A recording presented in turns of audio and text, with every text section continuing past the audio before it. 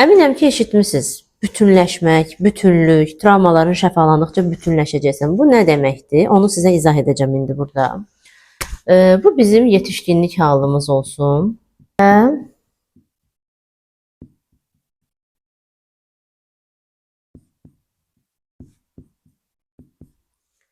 Bunlar isə bölünmüş mənliklər. Tutaq ki, burada 3 yaşında bu uşaq gözləmədiyi anda anasından bir şillə yeyir, anası vəfat edir, anası xəstələnir, atası tərk edir, gedir. Hər hansı bir gözləmədiyi hadisəni yaşayır. Çünki uşaqlar 7 yaşına qədər dünyanın mərkəzində hiss edir özünü. Və o, əgər orada bir şillə yedisə, bu artıq bu bədəndən ayrılmış bir parçadır. O yaşda da qaldı. Əminəm ki, hamınızın içində 3 yaşında belə qorxu dolu gözləyən uşaq var. Niyə o bölünmüş mənlik sayılır? Çünki uşaq anlamır. Ona açıqlamaq lazımdır bu şilləni niyə yedir. Bəlirsizlik var orada. O anlamır bu hadisəni niyə yaşadığını.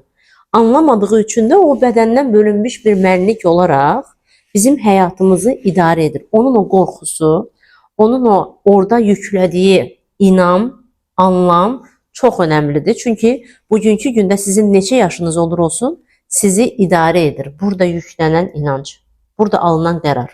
Bu mən dəyərsizəm də ola bilər, qorxuram da ola bilər, güvəndə deyiləm də ola bilər.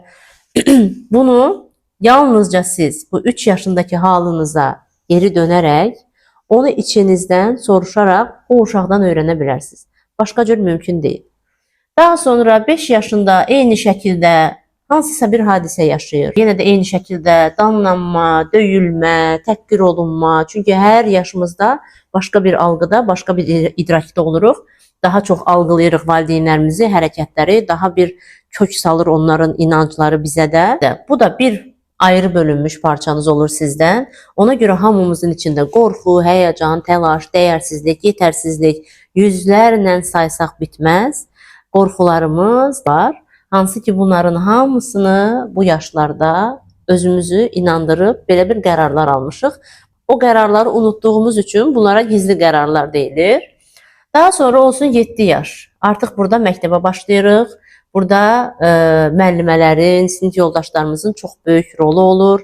Müəllimə hər kəsin içində sizi pərt edə bilər, qışqıra bilər, lövhəyə çıxardıb təhqir edə bilər, dərsinizi oxumamısınız deyə və yaxud da sinif yoldaşlarımız o yaşlarda biraz acımasız olurlar. Sizin xarici görünüşünüzlə, geyiminizlə, hər hansısa bir şeydən lağ edə bilərlər sizə. Sizin üçün böyük bir travma olaraq qala bilər və siz o 7 yaşında da o parça sizdən ayrılır, yenə də orada qalır.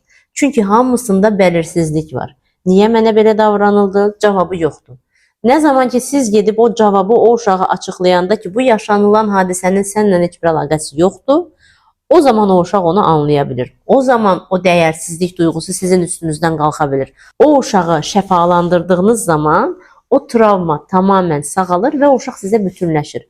O sizə bütünləşdikdən sonra siz dəyərsiz hiss edə bilmərsiniz. Mümkün deyil. Çünki artıq o dəyər, o inanc yox oldu. Siz onu şəfalandırdınız. Bunu terapiyalarda, seanslar zamanı edirik. Eyni şəkildə də bu olsun 13 yaş. Çünki burada da hələ bəlirsizlik var, formalaşma sürəcidir. O hələ özünü, mənliyini təsdiq etmə sürəcindədir. 21 yaşa qədər bir insan özünü təsdiq etmə, özü olmaq üçün çaba verir, çaba göstərir. Amma 21 yaşda artıq bu illər ərzində aldığı bütün inanclarla sistem oturur və artıq o bir qəlbin içində anasının, atasının, ətrafın, cəmiyyətin istədiyi kimi bir insan olaraq formalaşır və həyatını yaşamağa başlayır. Bu inanclarla. Bu inanclar dəyərsizlik, qorxu, yetərsizlik, insanlarla bağlı inanc, kişilərlə, qadınlarla bu yaşlarda alırıq bu qərarların hamısını. Əgər hal-hazırdakı həyatınızda aldığınız qərarlar sizi qane etmirsə, yəni yaşadığınız həyat sizi qane etmirsə, bu bəylərə də, xanımlara da aiddir.